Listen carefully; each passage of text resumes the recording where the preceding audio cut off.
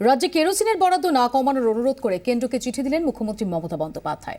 গত 2 বছরে রাজ্যের জন্য কেরোসিনের বরাদ্দ কমিয়েছে কেন্দ্র, ফলে সমস্যায় পড়তে হচ্ছে দরিদ্র গ্রাহকদের। বিষয়টি নিয়ে ইতিমধ্যে পেট্রোলিয়াম মন্ত্রকে চিঠি দিয়েছেন মুখ্য সচিব।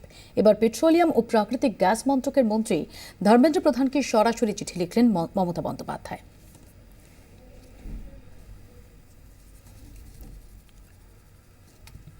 রাজ্য পুলিশের ডিজি পদে সুরজিৎ কর পুরকাস্তের কাজের মেয়াদ বাড়ল।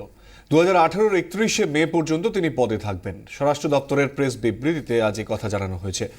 গত 31শে মে সুরজিৎ কর পুরকাস্তকে ডিজি পদে নিয়োগ করে রাজ্য সরকার। এবছরের 31শে ডিসেম্বর তাঁর অবসর নেওয়ার কথা ছিল। 2006-এ সুপ্রিম কোর্টের নির্দেশে বলা হয়, সব রাজ্যে পুলিশের ডিজির কাজের মেয়াদ কমপক্ষে 2 বছর রাখতে হবে। অবসরের তারিখের ক্ষেত্রে গ্রাহ্য হবে না। সুপ্রিম কোর্টের সেই নির্দেশের ভিত্তিতে সুরজিৎ কর পুরকাস্তের মেয়াদ বাড়ানো হলো বলে জানিয়েছে রাজ্য সরকার। কিডনি পাচার কাণ্ডে এবার গ্রেফতার রাজকুমারের সহযোগী দীপক কর। গতকাল বাগুইআটি থানায় দীপক করকে জিজ্ঞাসাবাদ করে দিল্লি পুলিশ। ম্যারাথন জেরার পর তাকে গ্রেফতার করা হয়। দিল্লি পুলিশের দাবি, কিডনি পাচার চক্রে সক্রিয় ভূমিকা ছিল দীপকের। তাকে ট্রানজিট রিমান্ডে পেতে বারাসাত আদালতে নিয়ে গেছে দিল্লি পুলিশ।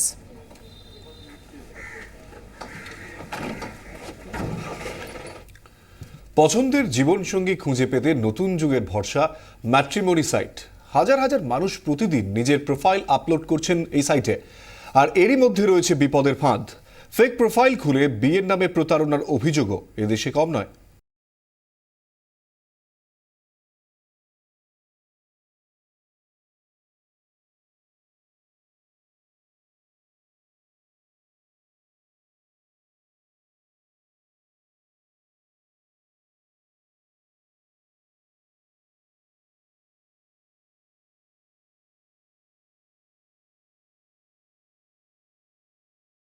ছাদনাতলায় বসার আয়োজন, ঘটক ঠাকুরদের দিন গিয়েছে। খবরের কাগজের রবিবাসরীয় পাত্রপাত্রীর কলামের বিজ্ঞাপন ছেড়ে বাঙালি এখন টেক স্যাভি। ছেলে বা মেয়ের জীবন সঙ্গী খুঁজতে বাবা মায়ের ভরসা এখন ম্যাট্রিমনি সাইট। মোবাইলেও মিলছে ম্যাট্রিমনি অ্যাপ। পরিবারের উপর ভরসা না করে বহু পাত্রপাত্রী নিজেই নাম লেখাচ্ছেন এইসব সাইটে।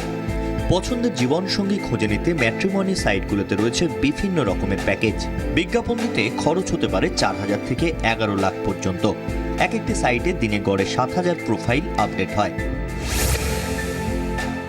তবে বিপদও কম নয়। বাড়ি, গাড়ি, বিদেশে মোটা মাইনের চাকরি। নজরকাড়া প্রোফাইল থেকে মুগ্ধ হয়ে সম্পর্কের জন্য হাত বাড়িয়ে ঠকার কাহিনী এদেশে কম নয়। বেশিরভাগ ক্ষেত্রেই প্রতারণার শিকার হয়েছেন মহিলারা। ফেক প্রোফাইল খুলে সম্পর্ক তৈরি করে আর্থিক প্রতারণার অভিযোগ উঠেছে শারীরিক শোষণ, শ্লীলতাহানিরও। বহু ক্ষেত্রে ভুয়ো পরিচয় দিয়ে বিয়ে করে টাকা গয়না হাতিয়ে চম্পট দেওয়ার অভিযোগও উঠেছে। এমনকি বিয়ে করে মহিলাকে বিক্রি করার মতো মারাত্মক অভিযোগও রয়েছে।